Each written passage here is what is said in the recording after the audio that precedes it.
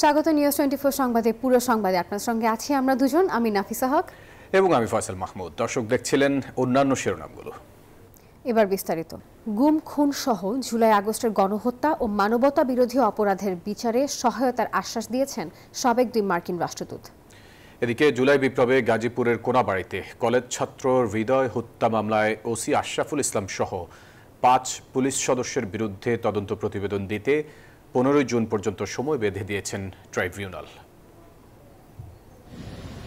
ছাত্র জনতার বিক্ষোভের মুখে গত 5 আগস্ট পালিয়ে যান শেখ হাসিনা। সেদিনও হত্যাযজ্ঞে মেতেছিল তার অনুগত পুলিশ সদস্যরা। ওই দিন গাজীপুরের কোনাবাড়িতে শিক্ষার্থী হৃদয়কে ঠান্ডা মাথায় হত্যা করে কয়েকজন পুলিশ সদস্য। কনস্টেবল আকরাম হৃদয়ের পিঠে বন্দুক ঠেকিয়ে গুলি করে। নিহত হৃদয়ের লাশের হদিস মেলেনি আজও।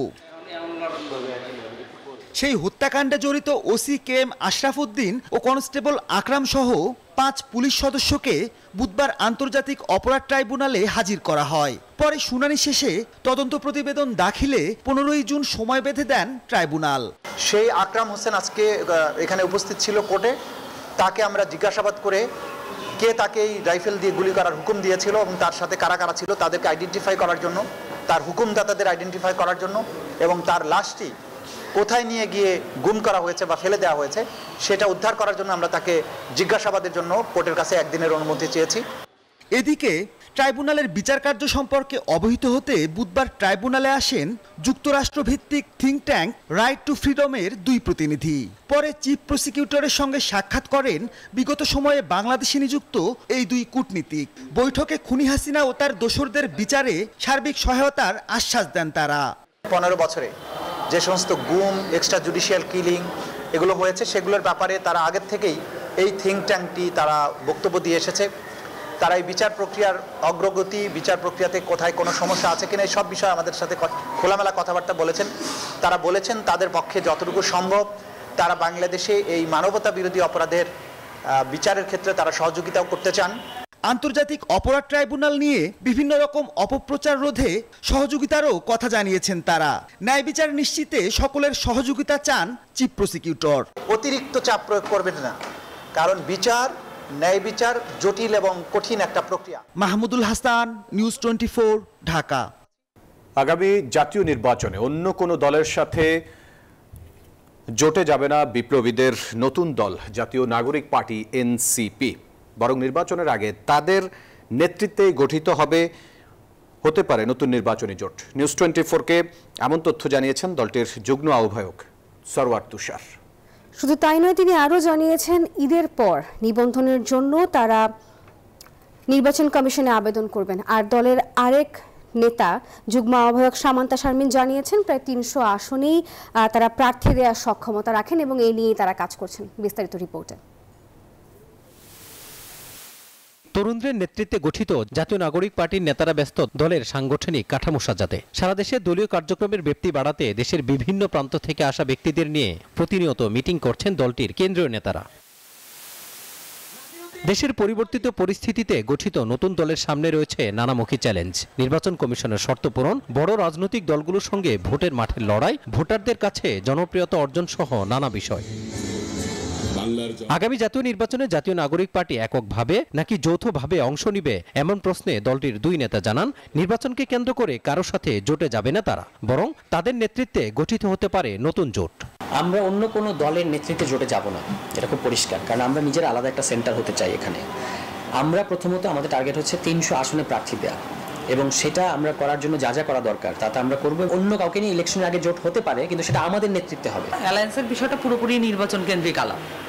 এই মুহূর্তে বাংলাদেশের রাজনৈতিক পরিবেশ এবং প্রতিবেশ যে অবস্থার মধ্যে আছে সেখানে আমরা মনে করি না যে সিদ্ধান্ত নেওয়ার কোনো অবস্থায় এখানে আছে।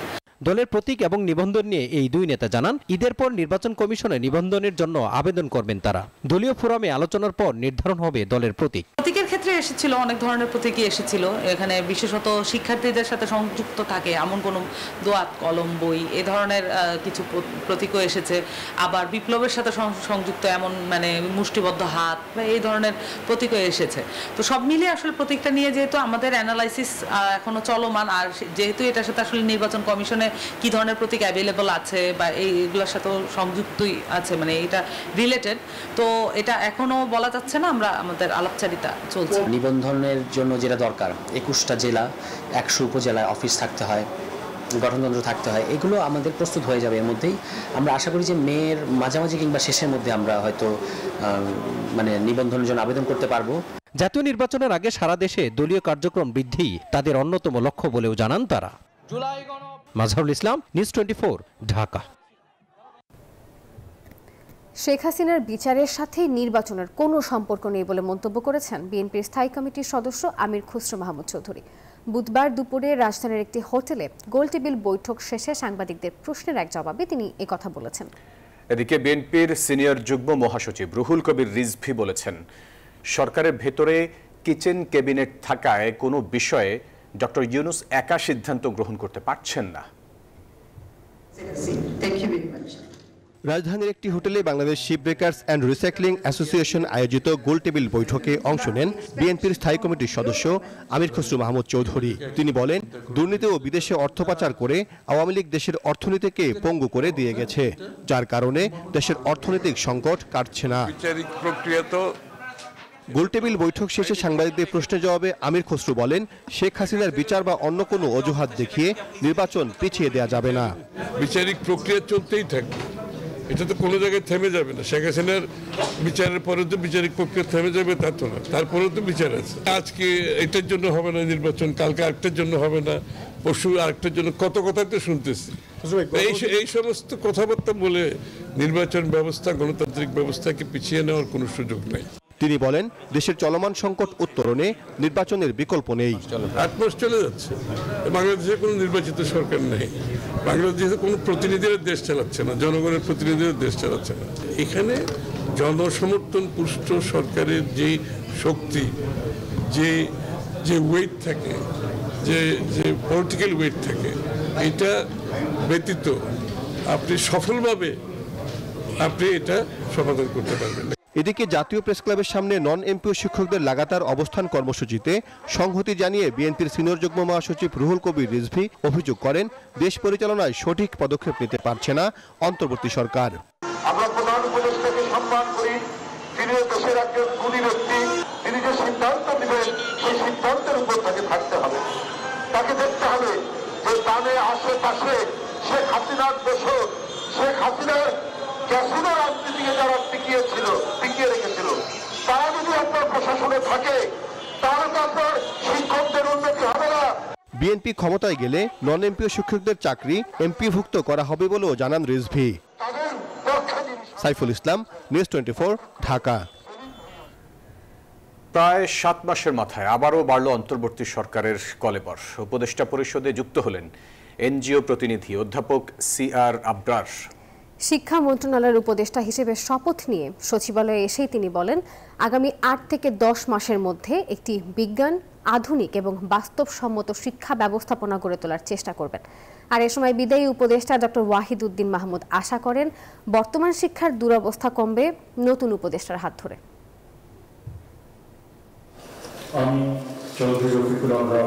ঢাকা বিশ্ববিদ্যালয়ের আন্তর্জাতিক সম্পর্ক বিভাগের শিক্ষক, শরণার্থী ও শ্রম অভিবাসন বিশেষজ্ঞ অধ্যাপক চৌধুরী রফিকুল আবরার বা CR আবরার বঙ্গভবনে রাষ্ট্রপতি মোহাম্মদ শাহাবুদ্দিন অন্তর্বর্তী সরকারের নতুন উপদেষ্টা হিসেবে তাকে শপথ বাক্য পাঠ করান। রাষ্ট্রপতির কাছে শপথ নিয়ে শিক্ষা মন্ত্রণালয়ে আসেন নতুন উপদেষ্টা CR আবরার। সাথে ছিলেন আগের শিক্ষা উপদেষ্টা এবং বর্তমান পরিকল্পনা উপদেষ্টা অর্থনীতিবিদ ডক্টর ওয়াহিদুদ্দিন মাহমুদ। অবহিত করেন মন্ত্রণালয়ের বিভিন্ন কাজ সম্পর্কে। বর্তমান শিক্ষার নানা অব্যবস্থাপনা নিয়ে কথা বলেন ডক্টর ওয়াহিদুদ্দিন। দায়িত্ব দিয়ে যাচ্ছি আমার অনুজ প্রতিম, আমি এই সব দায়িত্ব পালন করতে করতে আস্তে আস্তে ঝিমিয়ে পড়ছিলাম এবং কাজের গতি কমে যাচ্ছিল। সমস্যাগুলো কিছুটা সমাধান হয়েছে, বাকিগুলো এগুলো চালিয়ে নিতে যাওয়া একটা বড় চ্যালেঞ্জ। নতুন উপদেষ্টা CR আবরার কথা বলেন তার পরিকল্পনা নিয়ে। বিজ্ঞান প্রযুক্তি ভিত্তিক সামাজিক ন্যায় বিচার প্রতিষ্ঠা এবং মূল্যবোধ তৈরিতে কাজ করবেন তিনি, যা এই সরকারের মেয়াদেই সম্ভব। আমি এমন শিক্ষা ব্যবস্থার স্বপ্ন দেখি যেখানে আমাদের ছাত্রছাত্রীরা দেশের ভেতরেই তাদের ভবিষ্যৎ দেখতে পাবে এবং বাংলাদেশ থেকেই বিশ্বকে নেতৃত্ব দেবে। আমরা মনে করি অনেক কিছুই আছে যেগুলো হয়তো ৮-১০ মাসের মধ্যে যায় সরকারের মেয়াদকালীন সময়, সেগুলোকে ঠিক করে সেটাকে কার্যকর করা। দ্যাট ইজ দ্য গোল। জানান এই দায়িত্বকে চ্যালেঞ্জ হিসেবে নিয়েছেন তিনি। মাননীয় প্রধান উপদেষ্টা যখন আমাকে এই দায়িত্ব দিলেন, আমি মনে করি যে এটা একটা ইটস এ চ্যালেঞ্জ, যে ছাত্র স্কুলে যাচ্ছে তার সেও এটার পার্ট, সেই পরিবারও এটার পার্ট। সো ইটস এ বিশাল একটা যজ্ঞ। আমি মনে করি it's a rare honour that I have given this task. সকলের সহযোগিতায় শিক্ষা খাতের সমস্যা সমাধানে এবং বৈষম্যমুক্ত সমাজ গঠনে কাজ করবেন বলে জানান নতুন শিক্ষা উপদেষ্টা। এদিকে প্রতিমন্ত্রীর পদমর্যাদায় প্রধান উপদেষ্টার বিশেষ সহকারী হলেন শেখ মঈনুদ্দিন ও ফয়েজ আহমদ তৈয়ব। বুধবার প্রজ্ঞাপন জারি হয়েছে। তাদের মধ্যে শেখ মঈনুদ্দিন সড়ক পরিবহন ও সেতু মন্ত্রণালয় এবং ফয়েজ আহমদ তৈয়ব ডাক, টেলিযোগাযোগ ও তথ্য প্রযুক্তি মন্ত্রণালয়ে দায়িত্ব পালন করবেন। শানাজি ইয়াসমিন, নিউজ 24, ঢাকা। পদ্মা সেতু প্রকল্প সহ গুরুত্বপূর্ণ ভূমি অধিগ্রহণে জাল কাগজ তৈরি করে কোটি কোটি টাকা আত্মসাতের অপরাধে মাদারীপুর জেলা প্রশাসকের সাবেক ভূমি অধিগ্রহণ কর্মকর্তা প্রমথ রঞ্জন ঘটক সহ 23 জনের বিরুদ্ধে মামলা করেছে দুদক। আর অন্যদিকে 257 কোটি টাকা সন্দেহজনক লেনদেনের অভিযোগে সাবেক বস্ত্র ও পাট মন্ত্রী গোলাম দস্তগীর গাজী ও তার স্ত্রীর নামে পৃথক দুটি মামলা করেছে সংস্থাটি। ভূমি অধিগ্রহণ আইন অনুযায়ী ব্যক্তিগত জমি সরকারি কাজে ব্যবহার করলে জমির মালিককে সরকার তার ন্যায্য মূল্য পরিশোধ করে। এ টাকা বন্টনের সুনির্দিষ্ট আইন পদ্ধতি থাকলেও মাদারীপুরে ঘটেছে বিপরীত ঘটনা। পদ্মা সেতু সহ বিভিন্ন সরকারি প্রকল্পে জমির দাগে কারসাজি ও ভুয়া উত্তরাধিকারের নাম বসিয়ে হাতিয়ে নেওয়া হয়েছে প্রায় 10 কোটি টাকা। এ বিষয়ে মাদারীপুর জেলার সাবেক ভূমি অধিগ্রহণ কর্মকর্তা প্রমথ রঞ্জন ঘটক ও সার্ভেয়ার রাসেল আহমেদ সহ মোট 23 জনের বিরুদ্ধে মামলা করেছে দুদক। অভিযোগ সংশ্লিষ্ট জনাব গোলাম দস্তগীর গাজী, সাবেক সংসদ সদস্য, নারায়ণগঞ্জ 1 সংসদ সদস্য হিসেবে দায়িত্ব পালনকালীন সময়ে জ্ঞাত আয়ের উৎসের সাথে অসঙ্গতিপূর্ণ 23,51 লক্ষ টাকারও বেশি মূল্যের সম্পদ অর্জন, হস্তান্তর, স্থানান্তর, রূপান্তরের মাধ্যমে আয়ের উৎস আড়াল করেছেন মর্মে অনুসন্ধানকালে প্রমাণিত হয়েছে। এই কারণে সংশ্লিষ্ট ধারায় একটি মামলা রুজু অনুমোদন প্রদান করা হয়েছে। 257 কোটি টাকার সন্দেহজনক লেনদেনের অভিযোগে সাবেক বস্ত্র ও পাটমন্ত্রী গোলাম দস্তগীর গাজী ও তার স্ত্রী হাসিনা গাজীর নামে পৃথক 2 মামলা হয়েছে বলেও জানান সংস্থাটির মহাপরিচালক মোহাম্মদ আক্তার হোসেন। পদ্মা বহুমুখী সেতু প্রকল্প সহ অন্যান্য গুরুত্বপূর্ণ প্রকল্পের ভূমি অধিগ্রহণে সরকারি খাস জমি, অর্পিত সম্পত্তি এবং অন্যের মালিকানাধীন সম্পত্তির ভুয়া রেকর্ড সৃজন করে জাল জালিয়াতি, প্রতারণা ও অপরাধজনক বিশ্বাসভঙ্গের মাধ্যমে পরস্পর যোগসাজশে একে অপরের সহায়তায় ক্ষমতার অপব্যবহার পূর্বক 23টি চেকের বিপরীতে সরকারের 9,57 লক্ষ টাকারও বেশি অর্থ আত্মসাতের অভিযোগে জনাব প্রমথ রঞ্জন ঘটক, সাবেক ভূমি অধিগ্রহণ কর্মকর্তা, সাবেক সার্ভেয়ার এলএ শাখা সহ বেনিফিশিয়ারিদের মোট 23 জনের বিরুদ্ধে আরও একটি মামলা রুজু হয়েছে। এদিকে 23 কোটি টাকার মুক্তিযুদ্ধের স্মৃতিস্তম্ভ নির্মাণ প্রকল্পে দুর্নীতি হয়েছে কিনা খতিয়ে দেখতে বুধবার মুক্তিযুদ্ধ বিষয়ক মন্ত্রণালয়ে অভিযান পরিচালনা করেন দুদকের 3 সদস্যের একটি প্রতিনিধি দল। শাহরিয়ার শমিক, নিউজ 24, ঢাকা। গুলশানের একটি বাসায় তল্লাশির নামে তছনছ ও ভাঙচুরের ঘটনায় গ্রেপ্তার 3 জনকে কারাগারে পাঠিয়েছেন আদালত। মঙ্গলবার রাতে এইচটি ইমামের ছেলে তানভীর ইমামের সাবেক স্ত্রীর গুলশানের বাসায় বিপুল পরিমাণ অবৈধ অর্থ, অস্ত্র ও আওয়ামী লীগের দোসররা লুকিয়ে রয়েছে এমন তথ্যের ভিত্তিতে দরজা ভেঙে বেশ কয়েকজন লোক ঢুকে পড়ে। তল্লাশির নামে বাসাটি তছনছ, ভাঙচুর ও লুটপাট চালায় তারা।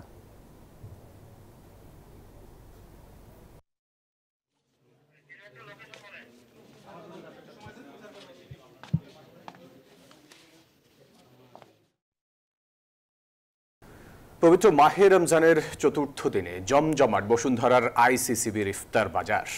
গত 9 বছর ধরে প্রতি বছর ভোজন রসিকদের পুরান ঢাকার আমেজে ইফতার করার সুযোগ করে দিতেই এমন আয়োজন করেন বলছেন সংশ্লিষ্টরা।